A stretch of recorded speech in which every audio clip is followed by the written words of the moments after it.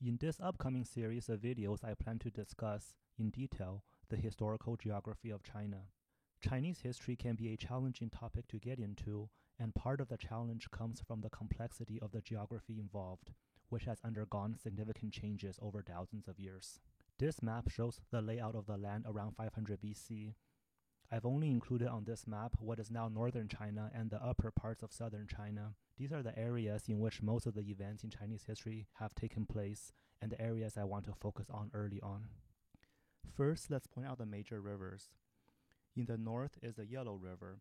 Its lower reaches flows through the North China Plain and is very prone to flooding, especially because it carries so much silt that gives it its characteristic yellow color. Because of the frequent flooding, the course of the lower Yellow River has changed many times throughout recorded Chinese history. The course shown here was the proximate course around 500 BC. The shoreline back then was also a lot further inland than it is today. In the south is the Yangtze River. For almost its entire length, the Yangtze River passes through pretty mountainous terrains, which have helped minimize flooding. There also used to be various marshes along the length of the river, especially here and here, that no longer exist today. Between the Yellow River and the Yangtze River is the Huai River. Nowadays, the Huai River is a tributary of the Yangtze River, but for most of recorded Chinese history, it was its own river that flowed independently to the sea. These rivers have several important tributaries. For the Yellow River, three of the most important are the Fin River, Wei River, and the Luo River. For the Yangtze River, the longest, most important tributary is the Han River, which joins the Yangtze River at modern-day Wuhan. A series of other rivers also flow into the Yangtze River from the south. In ancient times, these areas were very marshy, although now they're either dry land or lakes. Further upstream in the Sichuan Basin are also a number of big tributaries. The Huai River has a large number of tributaries as well that flow from the north. This area has undergone a lot of flooding over the years, and some of these tributaries have also changed their courses quite a bit. Some of the most important ones are the Ru, Ying, and Si rivers. Now, you will notice that one of the most prominent features on this map is the giant plain that covers most of coastal eastern China. But instead of this being one contiguous plain, the rivers we've mentioned so far divided into multiple smaller plains. By far the biggest plain is located between the Yellow River and the Huai River, and this is called the Central Plain, or in Chinese, Zhongyuan. Because it's located in the middle of China and has a very flat terrain that's great for moving soldiers, controlling this area has generally been critical to controlling the rest of China. Then there are three smaller plains, one north of the Yellow River, one between the Huai and the Yangtze rivers, and one south of the mouth of the Yangtze. Crossing north-south through these zones is more difficult because of the river barriers.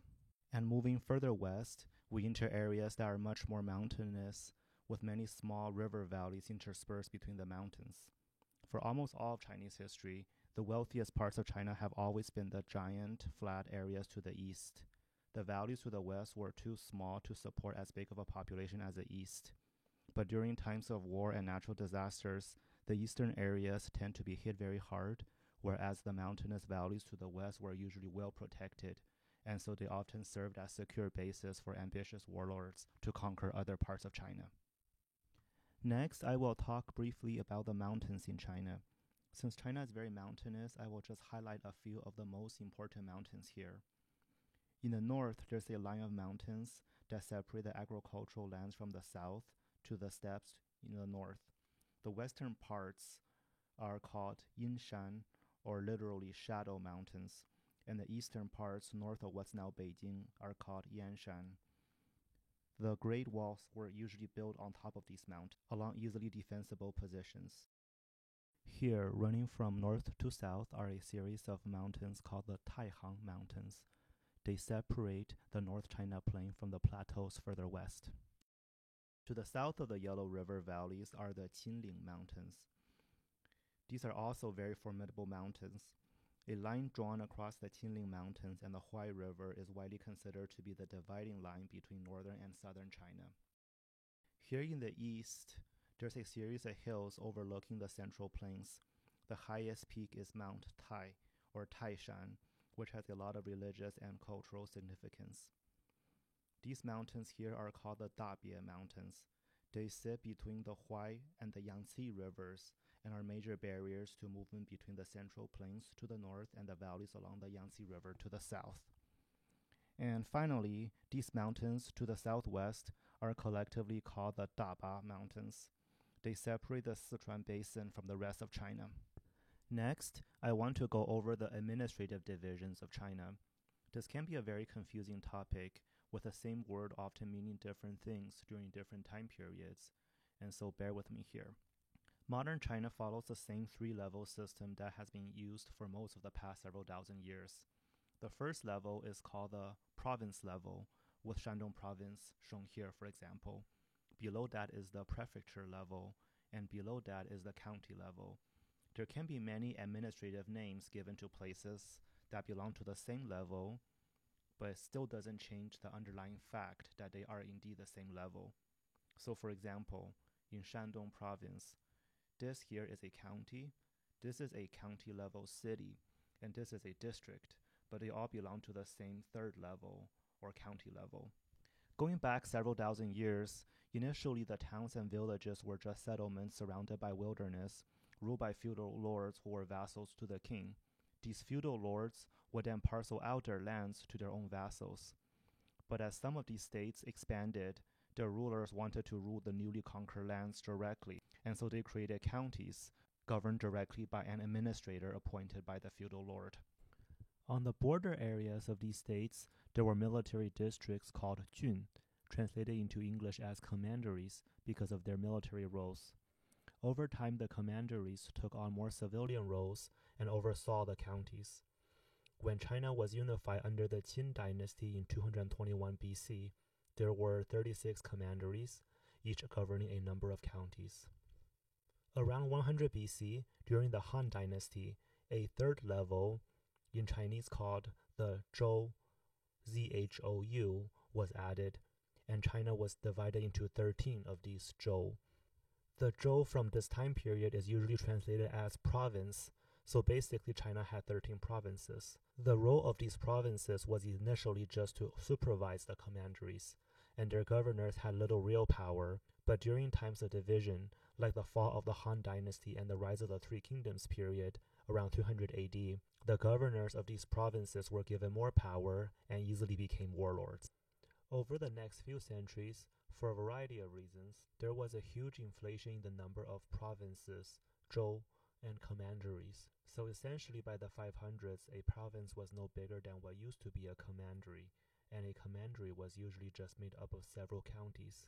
The system became unsustainable, so in the late 500s, the Sui dynasty abolished commanderies altogether, and zhou took the place of commanderies. From this time onwards, zhou is usually translated into English as prefecture. Eventually, provinces were again added to oversee the prefectures. So basically, a commandery in the Han dynasty was the equivalent of a later prefecture. One way that emperors consolidated their powers over the regions was by adjusting the administrative borders of the provinces. There's generally two competing paradigms on how to draw these borders.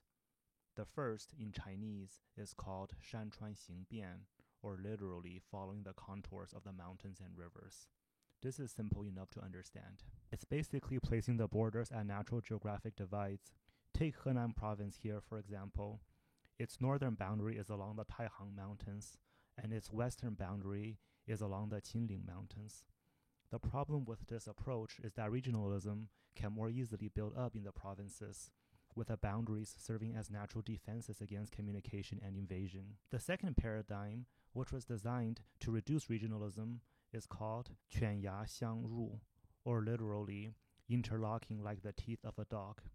Essentially, a piece of land that would have naturally belonged to one province will be figuratively bitten off from one province and given to its neighbor, and sometimes vice versa. Again, take Henan province as an example. The natural southern boundary of Henan should have been a line formed by these mountains and hills. The river basin to its south, right here, is a separate geographic region. However, Henan bites off the northern half of it, leaving the southern half to Hubei province. Likewise, instead of having the Huai River as its natural southern border, Henan bites off a piece of land south of the Huai River all the way to the mountains. These changes meant that if the governor based in Hubei tried to rebel, he would have been automatically deprived of most of his northern defenses. Now, you might ask, what if the governor of Henan tried to rebel? Wouldn't he have been given too strong of a starting position? Well, not really. Henan is probably the worst province in all of China to start a rebellion from, because it's located on the open plains in the geographic center of the country. So anybody who chooses to rebel here would have automatically been surrounded by hostile forces. Not only that, but some of the areas to the east of Henan, especially around the strategic city of Xuzhou, could also have been part of Henan based on culture and geography, but are not. So in the same way that Henan controls areas that should have belonged to neighboring provinces, these neighboring provinces also control lands that should have belonged to Henan. Now I want to talk briefly about some common Chinese geographical terms. Chinese place names are often named in relation to some landmark. In Chinese, Bei means north, Nan means south, so the provinces Hebei and Henan means respectively north and south of the river. Likewise, Dong means east and Xi means west, so Shandong and Shanxi literally mean east and west of the mountain. Another common geographical name, especially in the early days of Chinese history, is Yin and Yang, like the yin and yang of Taoism. Here, yin means shade or dark, and yang means sun or light. In China, most rivers flow from west to east, and on either side of the rivers are mountains. Since the sun shines from the south, a city located north of a river or south of a mountain is on the sunny or yang side. On the other hand, a city located south of a river or north of the mountain is on the yin side. So for example, the ancient capital of Luoyang was initially built on the north side of the Luo River, and so has Yang in its name.